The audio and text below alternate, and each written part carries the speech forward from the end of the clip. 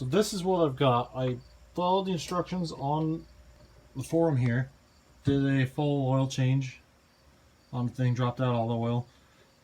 Replaced the, rebuilt the carburetor with the kit. Got a new float in there as well. Put it all back together, and now I.